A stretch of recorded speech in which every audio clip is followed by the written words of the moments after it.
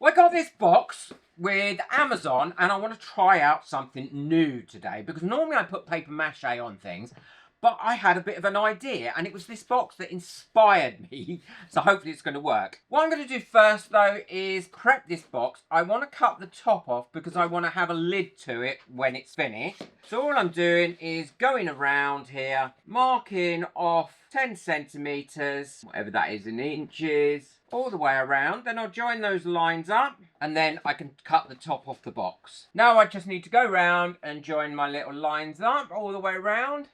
And then I've got something really exciting that I want to try as well for the finish of this box. So now I've got my line going all the way around there, I can cut that top off. What I'm going to use is Stanley knife and I'm going to put a new blade in it because I want to make sure it's really sharp. Well, turn that blade round to a new bit. I'm going to put my ruler on there as well. A nice line, and then I'm not going to try and cut this through all in one go because I want to make sure that I do it nice and neatly.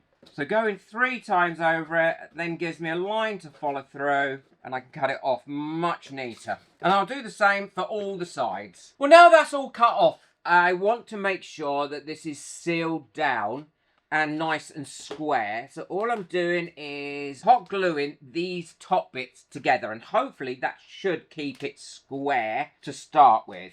Yeah, and that's kept that lovely and square now. So the next thing I'm going to do is cover this. Now normally I would cover this with paper mache, but what I've got here is some paper packaging tape. And it gave me the idea to use this from actually seeing it on the side of the box. So I looked it up. It's fully 100% recyclable. Not that I intend to recycle this because I want to use it. And it sticks apparently really, really well. And that does look like it stuck really well. And this should save me quite a bit of time having to wait for my paper mache to dry. And it will give her quite a bit of structure to this box as well. All I'm doing is, as if it was wallpaper really, is going around and lining up my edges. Pushing it as hard into the corner as I can and then pushing it down. I don't mind if there's a few wrinkles in it at this stage because that's going to be covered up as well. Now you can draw and paint on this paper because I checked that out first as well. It's surprising how just those 2 pieces have really made a difference. So I'm going to go ahead, I'm going to cover both the boxes and then I'll come back and show you what I'm going to do next to try and make this look fabulous. Well, these are all covered now. It took me about the same length of time to cover these with the tape as it would take me to do it with paper mache, but the great thing is now I've got a full coat on here and I can get straight on. I haven't got to wait for the paper to dry on there, and I've still got tons of this tape left. I also think if you wanted to ensure that your box was very solid before you put your paper on it or glue your paper on it, this would make a great base for it. So I may use it for that as well going in the future if I'm looking for a textured piece. What I'm going to do now is coat everywhere black before I start working on my details, and I think you're going to be surprised what I'm going to be trying for the details. I don't even know if it's going to work yet, but I think it will. So I'll be painting both the inside and the outside of this box black. Well, now my box is nice and dry, what I'm doing is I'm going to do some embossing on the side. Now I'm going to be using these tins, they're from old drinks. I've already measured out what size I want, and that is going to be the size. I'm going to put some borders on there as well. I'm going to show you a way you can emboss on these old tin cans, really get the best finish for it. All I'm using is a pair of scissors at the moment to cut my cans down to the right size, so each panel is the correct size before I go ahead and emboss them. I've got a few videos on how to cut down your cans and how to get them nice and flat, and I'll link one of those at the end of this if you're interested in it, because they are a great source of metal to be used. Now I've got all my pieces of aluminium can cut to the right size, I'm going to start embossing them. But I want to show you a really good technique to get a great embossed image. Now normally embossing I use a tool like this, and for instance I would go round like this. I'm going to do flowers on this because I really like the idea of doing some flowers on here. But if you do it like this, so we'll do our flower pattern on the painted side. So that's come out like that. Now what I'll do is I'll turn it over. All I'm working on here is a bit of packaging sponge, and it gives it some depth to it. Allows you to be able to push down. So what I'm going to do now is go either side of that little line that I've already embossed and emboss again. Either side of that line. So I've done all the insides now. I'm just going to go round close to it but not on it and emboss on the outside edge of that. Now I'm going to turn that back over and I'm going to run around again on the inside of my original embossed line. So now I've got my pieces of can. What I'm going to do is start to draw my patterns. Now these are going to be my lines. I'm using a permanent marker here, so it's not going to be seen. You could use white or black. Actually, black might be better for these lighter cans. Then light would be better for the darker cans. And all I'm going to do on there is draw my patterns. And if I do any that I really don't like, then I can use a little bit of alcohol on a sponge or on a piece of cloth, kitchen paper, and just remove it and then redo another one. Yeah, quite like that. Do one up here.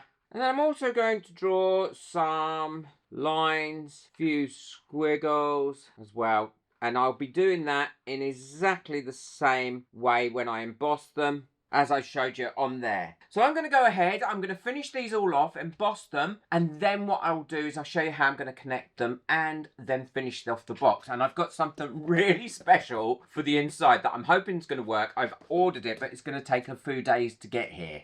I've got these finished now. I'm really pleased with how they've come out. I think they look amazing. Such a simple technique, and it gives a really good impression as well. I went away from the flower. I wanted to do something that was more sunlight for the top, and then the swirls, which I've continued on here on the other bits. And I've got them all done. I've also got my box marked out with little white dots where each one of them is going to be glued. When you use cans for anything like this, they mostly come with a plastic, very thin plastic film over them. And I sometimes find that that can be a bit of a nuisance to glue down. I'm going to be using the Yoo-hoo glue to stick these on with, and it works really, really well. Stuck these ones on already. I'm loving that. And all I'm going to do, now you do need to work in a well-ventilated area for this, putting an even coat on all the way around, making sure I've got a really good even coat on there, which I'll do even more even in a minute. Making sure I'm going up to all my edges on this. It doesn't matter if I go over the edges because I'm putting some trim on this in a little while anyway. Making sure that's gone to all the edges everywhere.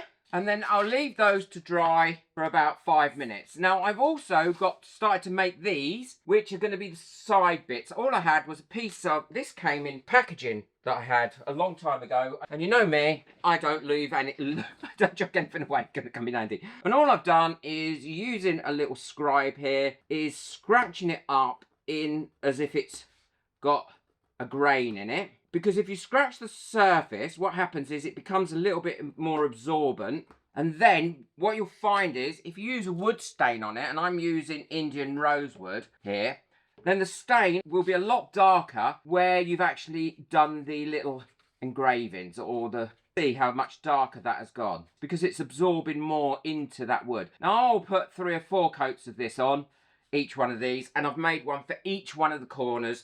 And I'll make them as well to go around the top edge. Well, that's been drying long enough now, and I can line that up and put that on there, like so. Just go over it now with my fingers and push that down. That is looking really good. I love the way that looks. Take off that excess there, because I don't need it. And now I'm going to add a weight to the top of that, just to keep that down for about 10-15 minutes. And then once that's all dry, I can then show you how I'm going to finish off all the edges. Well, these are all lovely and dry on here now, and what I'm going to do is cover them with this amazing metal leaf. It's not gold leaf, it's artificial gold leaf, but I love the tone and the colour in this one, and it really does give a brilliant shine. All I'm going to do is make sure that I'm covering this in gold leaf glue. Now don't try and skimp out. Gold leaf glue isn't that expensive, and it does go a long way. It's brilliant for applying lots of things, not just gold leaf. So make sure you use gold leaf glue or gilding glue. I'll link some in the description below. You can always give a second coat if you think you've missed some bits. I'm really happy with how that's covered. I'm going to leave that now to dry. If you don't want to leave it to dry, then just use a hairdryer on it.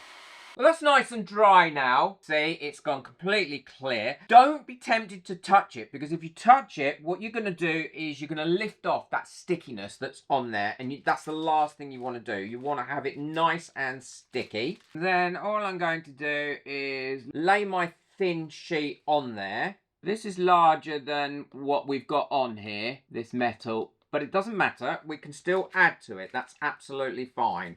And then once you've got that done, all you need to do is go over it with a soft brush. And I'm going to do that directly into my bin, because if not, I get it everywhere. And there we go. That's all done. Look at that. Look how pretty that is. I love it. I love that. It's come out so pretty.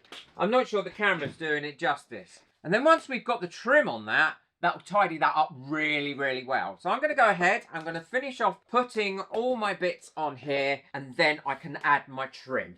Well, these are all on now, and they are looking amazing. I love it. Just from an old beer can as well. They have come out great.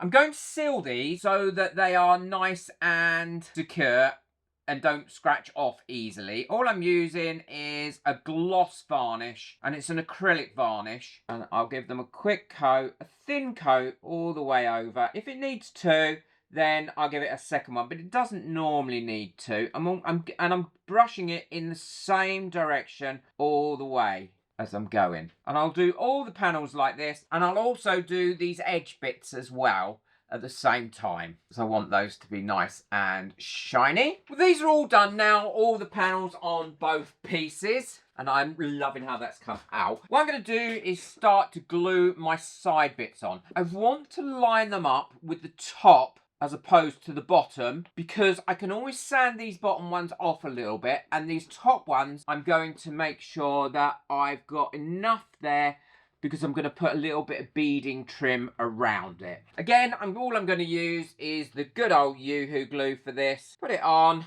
let it dry, and then push them together.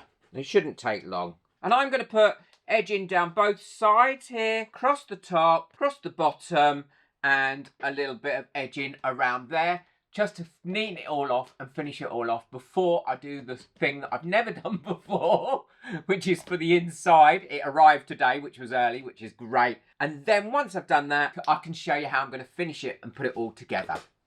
I finished putting all the wooden trim on my box, and I'm absolutely in love with it. Now, what I'm going to try next is some flocking. I've got myself a flocking kit, and it comes with everything that you need, including a brush. I've made myself a little tub here, just out of some brown paper by stapling the corners to catch everything in. It also recommends that you wear a mask, so I'm going to wear a mask as well. And you do have to work quite quickly with this. You have to make sure that everything's painted and ready to be flocked before you flock it, because the glue has to still be wet. It comes with a brush. I'm going to give this a quick stir. Get everything set up before I start. So that's my glue. It's all nice and stirred. I'll pop that in there. Now you have to tape off your edges as well, anywhere that you don't want the flocking to be. So I'm going to get this. This has been drying overnight, so it shouldn't be a problem to put this on here. Now I'm going to go ahead. I'll finish off doing this, and then I'll show you what I'm going to do to get the flocking ready. So I've got all this taped off, both boxes. I've got my flocking in here and my mask on. And now what I'm going to do is paint on my glue.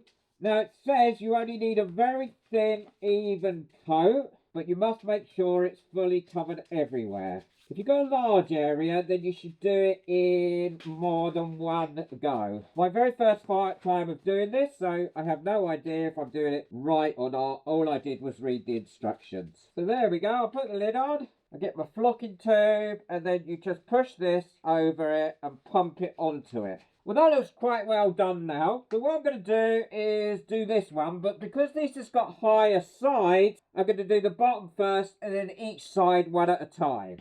So I've got those flocked now, as you can see in there. It's not a great effect as I hoped, but I think that's more to do with my application, this being the first time I've ever done it. But you have to leave it now to dry for 11 hours. Then you can clear all this stuff up and reuse it. So we'll leave it now for 11 hours and then we can finish these boxes off completely. These are all lovely and dry now and they've come out quite well. It feels lovely.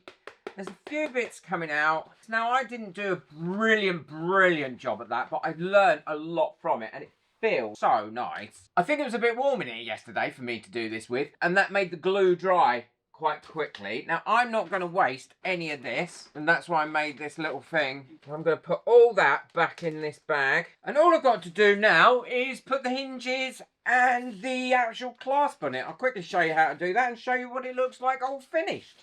Now I've chosen my hinges and my clasp. All I need to do now is remove this. I don't want any of that on there anymore. I'm going to use bright gold hinges and clasp because I think that will really show off quite nicely on this darker Indian wood stain. These are really cheap. They always come with the screws and everything that you need, which is useful. Pop them on and I'll show you what it all looks like done. The box is all finished now. I'm really pleased with the way it's come out. And you would never know that actually started out as an Amazon delivery box, would you? I put the gold hinges on it. I think they've come out nice. And the gold clasp. And I also added in there an insert. And it fits in there really snug. You can take it out if you want. And you put rings and things in it. It's a great way of using up your old tin cans, tiny little bit of packaging material, some gold leaf, and an old Amazon box. Let me know what you think of this in the comments. I'd really be interested to know what you think of it, and if you've made anything similar or you'd like to have a go. Be sure to check out the video I've got coming up next if you love these types of make. You'll certainly enjoy that one. Boot the like button, hit the subscribe button, but most of all, enjoy your crafting. Take care. Bye.